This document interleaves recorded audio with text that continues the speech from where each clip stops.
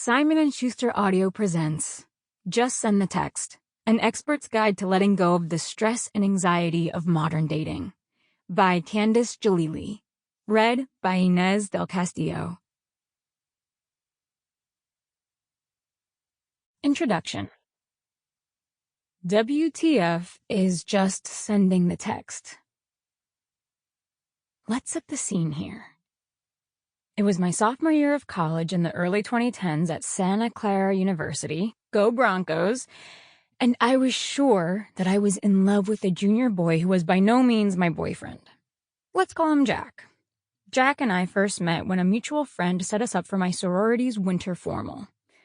Full disclosure, it was college, it was a sorority date event, and I was drunk, so I don't quite remember every detail of what went down between Jack and me that night. But I'll tell you what I do remember. We met at the most cliched of college locations, a pregame in a grimy off-campus apartment that took place before the actual formal. We split a bottle of André at the pregame, again, so college, and he made fun of the saltines I kept in my purse to snack on. At the actual event, we agreed the catered Chinese food was bad, and we had a few dance-offs, during which I failed to do the funky chicken with my heels on. Oh, and at some point, we made a bet about something I cannot for the life of me remember, but it involved me kissing him at midnight if I lost.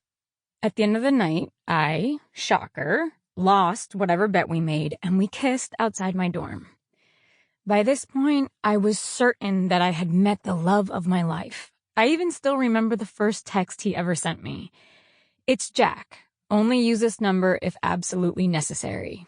It came about 5 minutes after our goodnight kiss. Swoon. I remember lying on my twin XL bed reading that text over and over again, antsy for my roommate Meg to wake up so I could tell her that I was completely and totally in love. But more important, I wanted her to wake up so we could get to work on crafting a response. Because for me, at that point in my life, anyway, crushing on someone meant becoming totally and completely overrun with self-doubt. Case in point, in just a few hours after meeting Jack, I had transformed from a relatively normal person into an anxious, hot mess. Why did liking Jack turn me into such an anxious mess?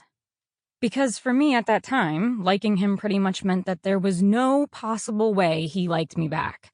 I wholeheartedly believed guys were only interested in beer drinking, casual sex loving, commitment hating, too cool for texting, chill girls. If I could morph myself into one of them, maybe I stood a chance. But as far as I was concerned, the idea that I could win him over by just being myself seemed about as likely as... Sample complete. Ready to continue?